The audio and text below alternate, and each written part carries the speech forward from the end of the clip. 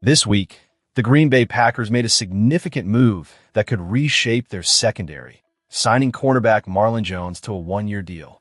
But this isn't just another addition to the roster. It's the arrival of a player whose life story is a testament to resilience and determination. As fans, we need to pay attention to this inspiring narrative and what it means for the team moving forward. Marlon Jones is not your typical rookie. His journey to the NFL has been fraught with challenges that would have sidelined most. Diagnosed with Hodgkin's lymphoma during his college years, Jones faced a battle that no athlete should ever have to endure. His fight against cancer forced him away from the game, but he emerged victorious after a grueling treatment process involving chemotherapy. With his health restored, Jones was determined to reclaim his place on the football field, reigniting a career that had been put on hold. It's this kind of resilience that caught the eye of NFL scouts, and despite going undrafted, Jones' toughness and skill didn't go unnoticed. The Packers recognized his potential and welcomed him into their fold. Reports suggest that Green Bay was particularly impressed by his blend of size, standing at 6'1", and speed, attributes that align perfectly with their defensive philosophy. Jones brings not just physicality, but also a keen sense of the game, demonstrated by his solid ball skills during his college career. These qualities give him a legitimate chance to earn a spot on the team, potentially as a special teams contributor or developmental cornerback. Head coach Matt LaFleur has consistently prioritized character and work ethic when shaping his roster. In Jones, he finds a player who embodies these values. The determination that propelled him through his cancer battle resonates deeply with the Packers' ethos.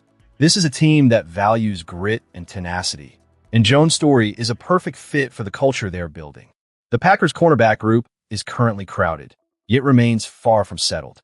With the offseason seeing aggressive moves to bolster competition, Jones enters the fray at a crucial time. It's a wide-open depth chart, and a strong performance this summer could not only secure him a place on the roster, but also potentially lead to a significant role in the defense. Players with backgrounds like Jones often make an immediate impact in a locker room. Coaches take note of the effort and passion, while teammates are inspired by the energy that a player with such a profound story brings. It's not just about talent. It's about the mindset, the refusal to take opportunities for granted, and the ability to inspire others. Marlon Jones' arrival is not merely about adding depth. It introduces a fresh perspective to the Packers roster. Every locker room benefits from players who have faced real-life challenges, and Jones' presence could infuse this young team with an additional layer of toughness and resolve. Whether he emerges as a special teams ace, a developing cornerback, or even a surprising standout during the preseason, his journey is already one of the most compelling narratives of Green Bay's offseason. As we watch this story unfold, let's keep our eyes on Marlon Jones. What he brings to the field goes beyond statistics. It's about heart, resilience, and the spirit of the game. The Packers are not just betting on his athleticism, but on the man who has faced adversity and come out stronger on the other side. Now, let's transition to another crucial topic that has been making waves in the Packers camp. Milt Hendrickson steps into a pivotal role, taking over Jon-Eric Sullivan's former position as the most crucial personnel figure underneath general manager Brian Gutekunst. As the Green Bay Packers navigate this offseason, the departure of Sullivan to the Miami Dolphins has left a significant gap in the front office. But the organization has acted swiftly to replenish its ranks and maintain continuity. On Tuesday, the Packers officially announced Hendrickson's promotion from Director of Football Operations to Vice President of Player Personnel. This is not just a routine shift. It's a strategic move that highlights the trust and faith the Packers have in Hendrickson. His long-standing relationship with Gutekunst has proven beneficial for the franchise. When Gutekunst took the reins as GM back in 2018, he sought to bring Hendrickson on board, though the Ravens thwarted that attempt. However, once Hendrickson's contract in Baltimore expired in 2019, he found his rightful place in Green Bay, and it became evident that he was being groomed for this very role. The Packers' decision to enroll Hendrickson in a revamped accelerator program during the NFL owners' meeting in Florida speaks volumes about how highly they regard his contributions. It's a clear signal that the organization values his expertise and vision, particularly as they look to bolster the roster and make impactful decisions moving forward. In addition to Hendrickson's ascension, the Packers have also made several other key promotions within their front office. John Wojciechowski, who co-directed player personnel, has stepped up to become the director of football operations, taking over the position Hendrickson vacated. Richmond Williams has elevated his status from director of pro personnel to director of player personnel, indicating a clear focus on enhancing scouting and evaluation processes. Meanwhile, Lee Gissendaner, an established name within the organization, now adds the title of director of pro scouting to his credentials. The Packers are not just focusing on their immediate needs, but are also reinforcing their scouting efforts. Matt LaFleur, previously the director of college scouting, is now a senior player personnel executive, while Pat Moore has moved up to take the reins as the director of college scouting.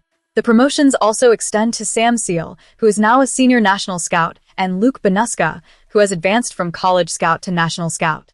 Mike Owen rounds out the group as he transitions to assistant director of pro scouting. As the Packers look to the future, these promotions reflect a concerted effort to maintain a strong front office and scouting department. They are positioning themselves to make informed decisions that can impact the franchise for years to come. Each move is calculated, ensuring that the team is not only reacting to the current landscape, but also proactively shaping it. What's crucial for fans is not just the stability within the front office, but also how these changes will translate on the field. The Packers have a rich history of scouting and player development, and with Hendrickson now at the helm of personnel decisions, supporters should expect a renewed focus on drafting and acquiring talent that aligns with the team's identity and competitive aspirations. While the offseason is still in its early stages, the anticipation of what's to come is palpable. How will these internal shifts influence the Packers' strategy in the draft and free agency? Will we see a more aggressive approach to building the roster? Only time will tell, but one thing is certain: the Packers are laying the groundwork for a promising future. As we look forward to the next segment, let's keep the conversation going. Where are you watching from, and what are your thoughts on these changes within the Packers front office? Your insights matter, so share your opinions, and let's dive deeper into the team's future plans. As we gear up for the start of OTAs next week on Lombardi Avenue, the excitement is palpable among Green Bay Packers fans. This is our first opportunity to truly gauge the team's progress and see how new players are integrating into our storied franchise. But with that anticipation comes a wave of concern, particularly regarding roster depth in critical positions. The tight end situation has raised alarms, especially after the unfortunate injury to John Fitzpatrick, who suffered a torn Achilles last season. His absence is felt more than many might acknowledge, leaving us with a glaring need for reliable run-blocking tight end to support the likes of Tucker Kraft. Matt LaFleur's apparent lack of faith in Luke Musgrave's blocking capabilities and Josh Wild's struggles in the run game only amplify these worries. In a league increasingly reliant on 12 and 13 personnel formations, we must see some promising development in this position.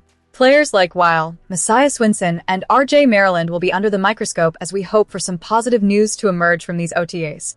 Fingers crossed, everyone. We believe in you, Marshawn. Speaking of Marshawn Lloyd, General Manager Brian Gutekunst made it clear: while we can't bank on his health, we can't ignore his potential. Gutekunst seems confident that Lloyd could be a significant asset if he stays healthy, and he does not foresee the need to bolster the running back room just yet.